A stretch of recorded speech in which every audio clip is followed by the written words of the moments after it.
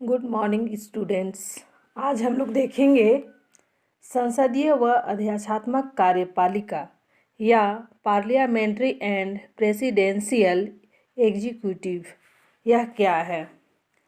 चलिए देखते हैं।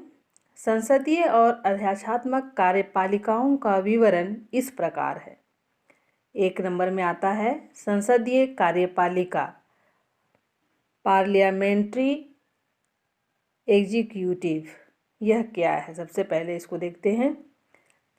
जहां कार्यपालिका और विधान पालिका में गहरा संबंध हो, कार्यपालिका के सदस्य विधान पालिका की कार्यवाही में सक्रिय भाग लेते हों, प्रशासनिक कामों के लिए उसकी ओर जवाबदेह हों तथा विधान पालिका का विश्वास प्राप्त रहने तक अपने पदों पर रहते हों, उसे संसदीय कार्यपालिका कहा जाता है। इसमें कार्यपालिका का कार्यकाल सुनिश्चित नहीं होता।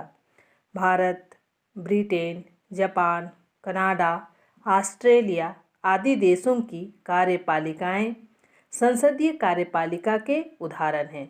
तो यह था संसदीय कार्यपालिका या पार्लियामेंट्री एग्जीक्यूटिव। आगे है अध्यक्षात्मक कार्यपालिका या प्रेसिडेंशियल एग्जीक्यूटिव। यह क्या है? जहां पर कार्यपालिका और विधान पालिका एक दूसरे से जुड़े ना होकर अलग अलग हों, उसे अध्यक्षात्मक कार्यपालिका कहते हैं। इसमें विधान पालिका को अविश्वास प्रस्ताव द्वारा कार्यपालिका को हटाने की शक्ति नहीं होती। इसके साथ ही कार्यपालिका के सदस्य विधान पालिका के सदस्य नहीं हो सकते। अमेरिका का राष्ट्रपति और उसके सलाहकार मंत्री अध्यक्षात्मक कार्यपालिका के उदाहरण हैं।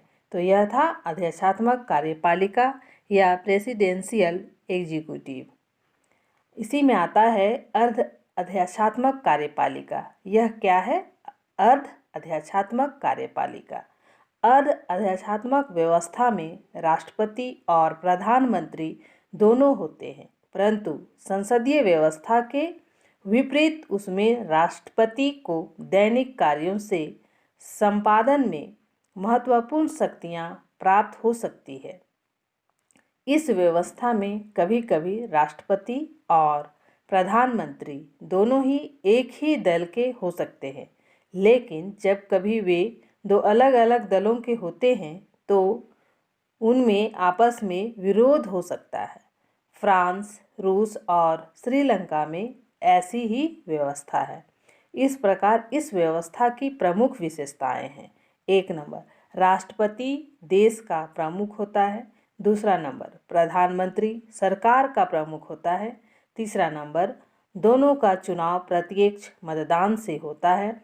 चौथा नंबर प्रधानमंत्री और उसका मंत्रिपरिषद विधायक के प्रति जवाबदेह होता है। तो बच्चों, यह था संसदीय व अध्यक्षात्मक कार्यपालिका या parliamentary and presidential executive.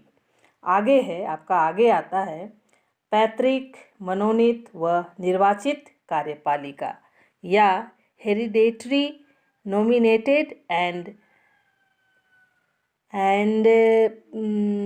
Elected executive. तो यह क्या है? ये तीनों चीज़ क्या है?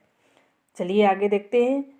इन 3 तरह की कार्यपालिकाओं का स्वरूप अग्रलिखित प्रकार से है।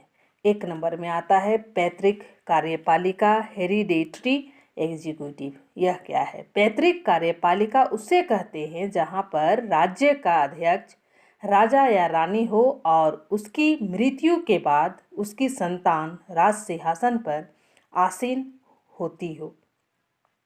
ब्रिटेन, जापान, नेपाल आदि राज्यों में इसी तरह की पैतृक कार्यपालिका है।